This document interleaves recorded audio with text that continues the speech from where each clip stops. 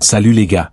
Deux superbes filles étaient assises sur une chaise, visiblement mal à l'aise, comme si quelque chose ou quelqu'un les chatouillait en secret. Leur comportement devenait de plus en plus étrange, jusqu'à ce que l'une d'elles, incapable de se contenir, pousse un cri. Derrière elle, un garçon, pris de panique, s'enfuit précipitamment. Ce garçon, c'était Kelly. Kelly possédait un pouvoir surnaturel. Il avait la capacité de plonger n'importe quelle fille dans son monde imaginaire, un univers où tout devenait possible, où ses désirs prenaient forme avec une réalité troublante. Ce que les filles vivaient dans ce monde illusoire, elles le ressentaient bel et bien dans la réalité.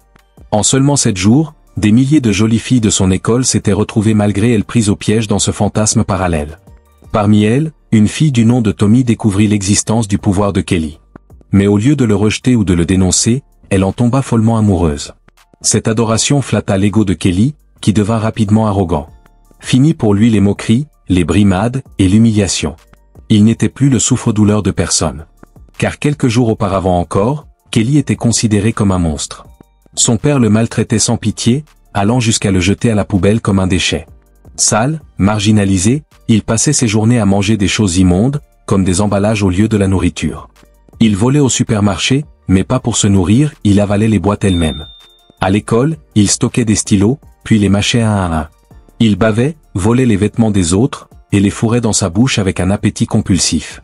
Il avait même développé une obsession pour les sous-vêtements. Mais ce comportement étrange n'était que la surface. Le corps de Kelly commençait à se détériorer gravement. Ses organes semblaient entrer dans un processus de mort progressive. Sa mère, désemparée, croisa un jour une vieille sorcière. Ayant été témoin de ses pouvoirs, elle l'invita chez elle dans l'espoir d'un miracle. La sorcière tenta alors de soigner Kelly. C'était une femme puissante, qui n'avait jamais échoué dans ses guérisons. Mais cette fois, elle n'eut pas de chance. En posant simplement la main sur la poitrine de Kelly, elle fut projetée en arrière par une force invisible, prise d'une violente quinte de toux. Un nuage de fumée noire tomba sur Kelly. Une crise fulgurante s'empara de lui, il eut une diarrhée incontrôlable, s'effondra, et mourut sur le coup. Dans un dernier souffle, la sorcière maudit Kelly, jurant qu'il ne tarderait pas à la rejoindre dans la tombe. Mais à la surprise générale, Kelly survécut. Pire encore, son état s'améliora. Non seulement il se remit, mais il développa davantage de pouvoir. Il testa ses limites. Un jour, il brûla volontairement sa paume avec un briquet. Il resta là, à laisser la flamme consumer sa chair pendant une demi-heure, sans ressentir la moindre douleur. Kelly est invincible. Peu importe la blessure, son corps guérit instantanément, et les dégâts qu'il subit sont renvoyés à son agresseur. Mais ses pouvoirs ne sont que le début. Ce qu'il possède ensuite est le rêve de tous, la capacité d'emmener n'importe quelle fille dans son monde imaginaire, où il peut tout contrôler. Là-bas, il réalise ses désirs, et les filles ressentent tout comme si c'était réel, jusqu'à en crier de plaisir. Un jour, dans la rue, Kelly et Tommy, sa complice, sont confrontés à Chiaoa, un homme jaloux et violent qui lui ordonne de rester loin de sa femme. Mais Kelly refuse de céder. Quand Chiaoa frappe Kelly avec un couteau, il ne ressent rien, la blessure lui revient. Furieux, Chiaoa redouble ses attaques, frappant Kelly à la tête avec un bâton, mais il est rapidement vaincu, battu et humilié, et s'enfuit en le traitant de monstre. En classe, alors que Tommy perd son serre-tête, Kelly le ramasse et mâche l'étiquette, pensif.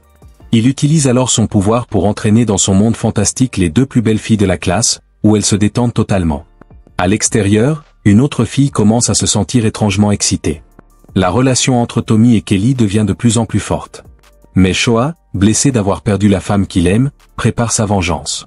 Une nuit, alors que la mère de Kelly est malade, il profite de son absence pour s'introduire chez lui avec une chaîne de fer. Il provoque un incendie, la maison s'effondre, le gaz s'échappe, et sa mère, piégée, ne peut s'échapper avant l'explosion. Kelly revient trop tard, sa mère est brûlée.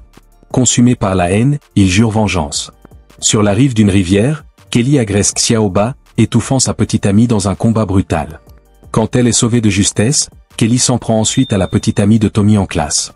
Tommy, désespéré, attaque Kelly avec de l'acide sulfurique. Brûlé vif, Kelly survit, mais Tommy est tué sur le coup. Toute l'école est terrifiée. Ne reste plus qu'un seul homme capable d'arrêter Kelly, Nelson, accusé d'être le meurtrier de la mère de Kelly.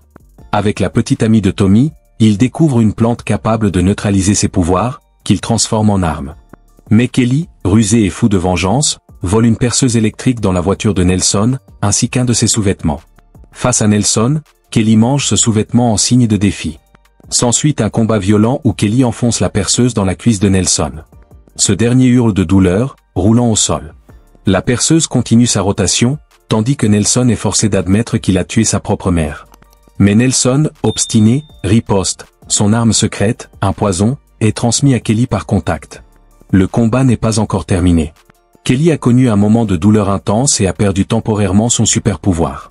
Pendant ce temps, le père de Nelson s'est emparé du pistolet du chef de la police, a braqué l'arme sur Kelly et a tiré à bout portant.